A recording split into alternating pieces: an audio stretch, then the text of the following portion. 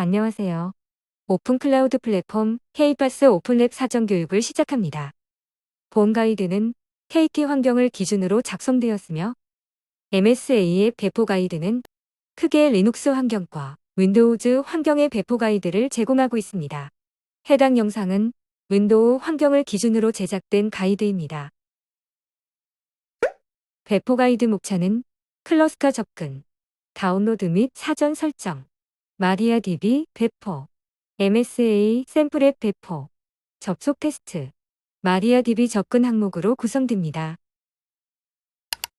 클러스터 접근 설정 방법에 대해 설명드리겠습니다. KT 웹사이트에 접속하여 로그인 후 콘솔로 이동합니다. 그 다음 K2P 메뉴로 이동하여 생성된 클러스터를 확인한 후 서버즈 네트워킹 메뉴에서 접속 설정을 확인합니다. SSH 접속을 위한 퍼블릭 IP 확인 후 쉘에 접속하여 컨피그 파일을 확인합니다. 실제 오픈랩 환경 제공 시에는 개방형 클라우드 플랫폼 센터에서 서브 계정별 쿠브 컨피그 파일을 생성하여 제공하며 해당 과정은 생략합니다. 쿠버네티스 서비스를 사용하기 위해 kubectl 다운로드 및 설치를 진행합니다. kubectl 다운로드 시에는 사용 중인 쿠버네티스 서비스의 버전을 확인하여 동일한 버전으로 다운로드를 진행해야 합니다. kubectl 명령어 실행 시 화면과 같은 에러가 발생할 수 있습니다. 에러가 발생하는 경우 시스템 변수에 설치한 kubectl 변수를 추가한 다음 윈도우 파워쉘을 재실행합니다. 다음은 사용자 계정으로 접근 시 kubectl 파일을 적용하는 과정입니다. 개방형 클라우드 플랫폼 센터로부터 제공받은 사용자 계정의 kubect를 kubectl 파일 하위 큐브 디렉토리로 복사합니다. 다운로드 및 사전 설정에 대해 설명드리겠습니다. KT 환경에서 클러스터에 연결된 퍼블릭 IP를 확인하는 방법입니다. 먼저 KT 환경에 접속 후 서버즈의 네트워킹으로 접속합니다. 접속 설정에서 VM에 할당되어 있는 퍼블릭 IP를 확인합니다.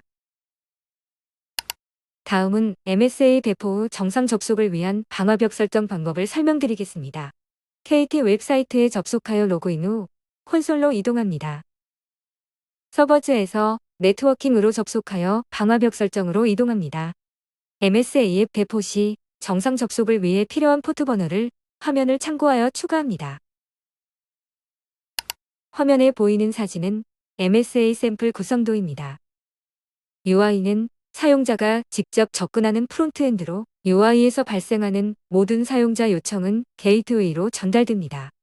요청이 게이트웨이로 도달하면 인증, 로드 밸런싱, 라우팅 등 다양한 처리를 거쳐 백엔드 서비스로 전달됩니다. API와 SDAPI는 비즈니스 로직을 담당하는 백엔드로 게이트웨이로부터 전달받은 사용자의 요청에 맞는 데이터를 응답합니다.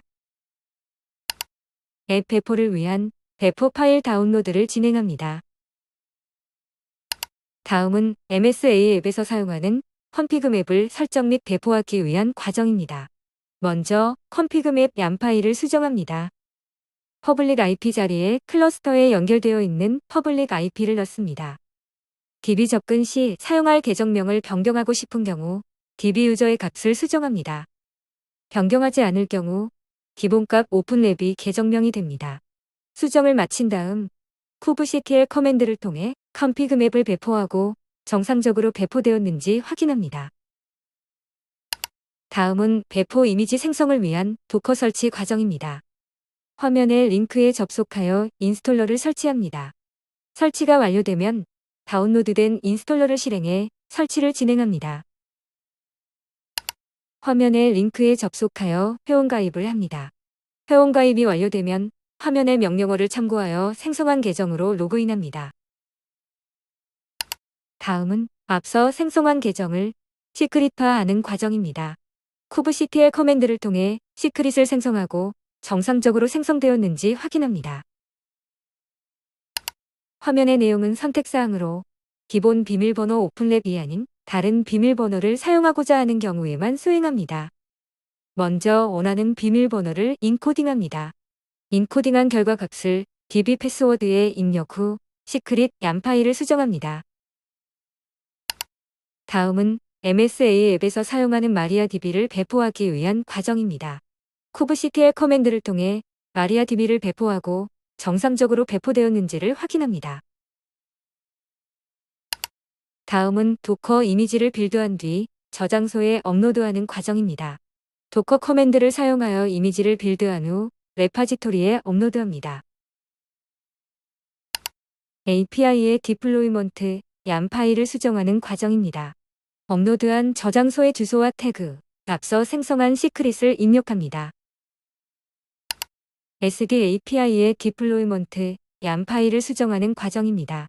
업로드한 저장소의 주소와 태그, 앞서 생성한 시크릿을 입력합니다. 게이트웨이의 디플로이먼트, YAM 파일을 수정하는 과정입니다. 업로드한 저장소의 주소와 태그, 앞서 생성한 시크릿을 입력합니다. UI의 디플로이먼트, YAM 파일을 수정하는 과정입니다. 업로드한 저장소의 주소와 태그, 앞서 생성한 시크릿을 입력합니다. MSA 앱을 배포하는 과정입니다. 쿠브시티의 커맨드를 통해 MSA 앱을 배포하고 정상적으로 배포되었는지를 확인합니다.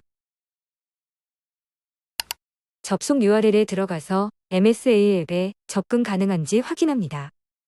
루트 페이지에 접속하면 API 호출을 하지 않아 데이터가 없는 빈 페이지를 보여주게 됩니다.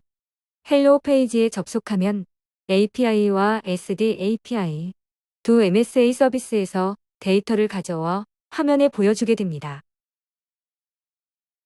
다음은 참고사항으로 마리아DB 파드 내부에 접속하여 DB에 로그인하는 방법입니다.